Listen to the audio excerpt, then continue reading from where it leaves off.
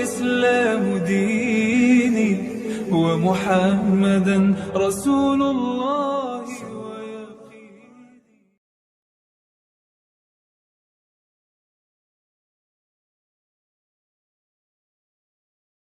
سے ہے۔ ایک بات بیچ میں یاد آ گئی، ہمارے ہاں عوام میں یہ مشہور ہے بہت سی باتیں کہ محرم الحرام، پھر عاشورہ، آدم علیہ السلام کو پیدا کیا گیا تو 10 محرم تھا، جب آپ کو جنت میں سے دنیا میں بھیجا گیا تو 10 محرم تھا، یونس علیہ السلام مچھلی کے پیٹ سے باہر آئے تو 10 محرم تھا، اور نوح علیہ السلام کی کشتی اب جا کر جودی پہاڑ پر ٹھہری تو 10 محرم تھا، نوح علیہ السلام، یہ بہت سی چیزیں بہت سی نقل کی جاتی ہیں، ان میں سے کوئی بھی صحیح سند سے ثابت نہیں ہے، ممکن ہے سچ ہو، ممکن ہے جھوٹ ہو، اللہ کے رسول صلی اللہ علیہ وسلم کی کسی صحیح حدیث میں اس کا کوئی ذکر نہیں ہے، اس لیے ان کو جو ہے محرم الحرام اور عاشورہ کی فضیلت کے طور پر بیان کرنا درست نہیں ہے۔ ہاں ایک بات ہے، بخاری شریف کی روایت موجود ہے، وہ کیا کہ موسیٰ علیہ نبینا علیہ السلام، حضرت موسیٰ علیہ السلام کو جو فرعون سے نجات ملی تھی، پیچھے فرعون کا لشکر، آگے موسیٰ علیہ السلام اور بنی اسرائیل، اور بحر قلزم سے پار ہو گئے تھے، اور پھر فرعون کا سارا لشکر جو غرق ہو گیا تھا، یہ محرم الحرام اور عاشورہ کا دن تھا، یہ بات ثابت ہے۔ دوسری بات میں نے عرض کی تھی، محرم الحرام کا 10واں عاشورہ، 10 محرم الحرام، رسول اکرم صلی اللہ علیہ وسلم مکہ مکرمہ میں جب ہجرت سے پہلے رمضان کے روزے فرض نہیں تھے تو آپ 10 محرم الحرام کا روزہ خود رکھتے تھے، 10 محرم الحرام کو روزہ رکھتے تھے۔ جب مدینہ منورہ تشریف لے گئے، پھر صحابہ کرام کو باقاعدہ حکم ہوا کہ آپ بھی 10 محرم الحرام کا روزہ رکھیں۔ رمضان کے روزے کی فضیلت سے پہلے محرم الحرام کے 10 یعنی عاشورہ کا روزہ امت پر لازم تھا۔ پھر رمضان کی روزے آگے تو اماں جی فرماتی ہیں، پھر اللہ کے رسول صلی اللہ علیہ وسلم ارشاد فرمایا کہ جو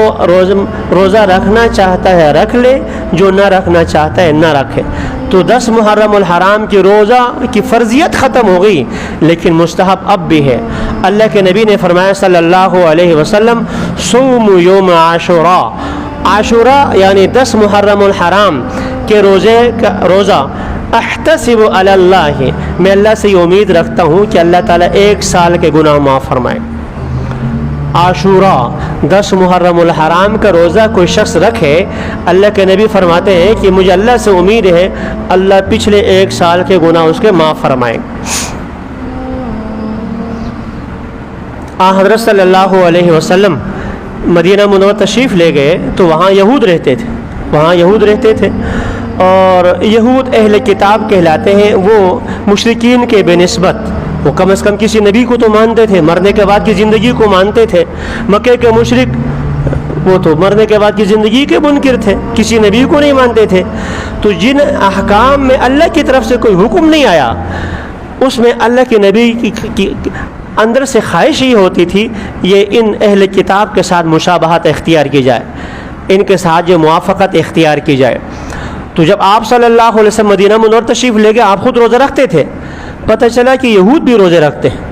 تو حضرت صلی اللہ علیہ وسلم پوچھا یہ کیوں رکھتے ہیں؟ تو آپ کو بتایا گیا کہ یہ اس لیے رکھتے ہیں کہ ان کا کہنا یہ ہے کہ ہمارے پیغمبر حضرت موسیٰ علیہ نبینا علیہ السلام کو فرعون سے نجات ملی ہے 10 محرم الحرام کو، اس لیے ہم بطور شکرانے کے یہ روزے رکھتے ہیں۔ تو آپ صلی اللہ علیہ وسلم نے ارشاد فرمایا، نحن احق بموسیٰ منکم، موسیٰ کے زیادہ قریب تو ہم لوگ ہیں، یہ کہاں سے موسیٰ کے دعویٰ دار آ گئے؟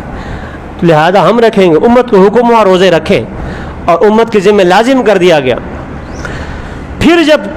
حضرت صلی اللہ علیہ وسلم پر شہر رمضان الذی انزل فیہ القرآن، رمضان کے جو ہے فرض ہو گئے، تو پھر اس کی فرضیت ختم ہو گئی، لیکن مستحب اب بھی ہے امت کے لیے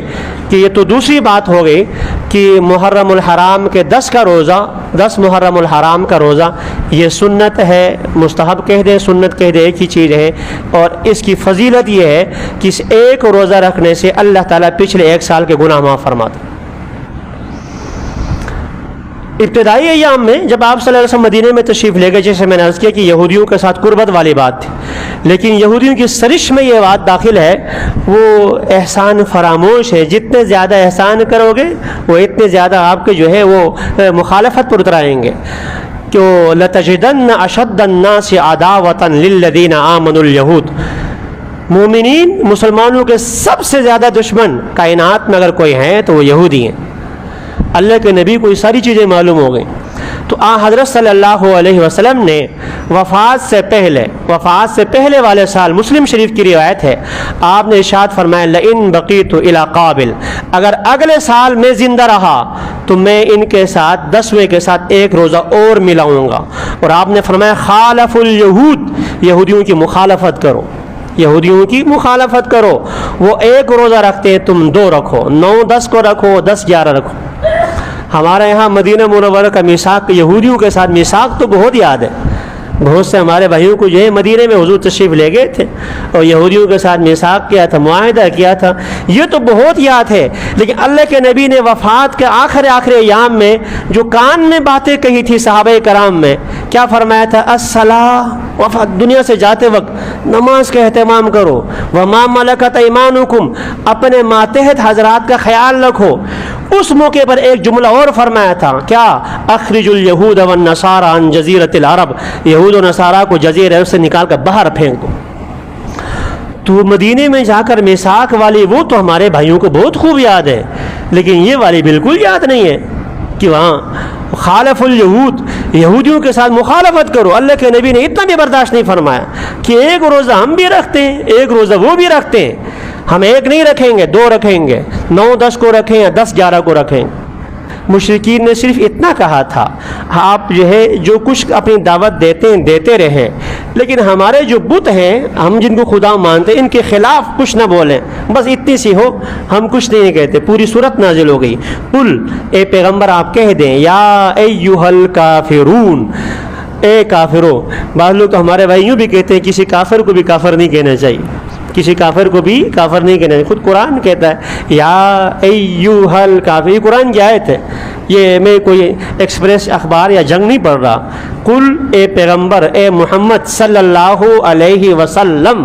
کہہ دو، کیا کہہ دوں؟ یا ایھا الکافرون، اے لانتیو، اے کافرو، لا اعبد ما تعبدون، جن کی تم پوجا پاٹ کرتے ہیں میں نے اس کی تو پوجا پاٹ کرتا، اور نہ اب نہ آئندہ کروں گا، ولا انا عابد ما عبدتم ولا انتم عابدون ما اعبد، ایسا نہیں کروں گا، نہ آج کرتا ہوں نہ آئندہ کروں گا۔ تو یہ میں یہ نہیں کہتا کہ آپ گلی کوچے میں جو ہے وہ دوسروں کے خلاف جو چاہیں بولتے چلے جائیں، یہ نہیں، لیکن ایسا بھی نہیں ہے کہ سب کو لے کر جو ہے وہ بھی ہمارے بھائی، یہ بھی ٹھیک ہے، دفتر کا ساتھی، یار ہم کیا کریں، قیدانی ہے نعوذ باللہ، لیکن کچھ بھی ہے تو دفتر کا ساتھی ہے، وہ ان کی ماں مر گئی ہے اور ہم جائیں گے تعزیت کے لیے، جنازے میں شریک ہوں گا، یا جا کر وہاں دعا کریں گے، اپنے ایمان کی خیر منو۔ اللہ کے نبی کو اللہ نے قرآن میں آیت فرمایا لا تصلی علی احد منہم مات ابدا ولا تقم علی قبرہ، نہ ان کافروں کے جنازہ پڑھنا ہے اور نہ آئندہ ان کے لیے دعائے مغفرت کرنی ہے، نہ قبرستان میں حاضری دینی ہے۔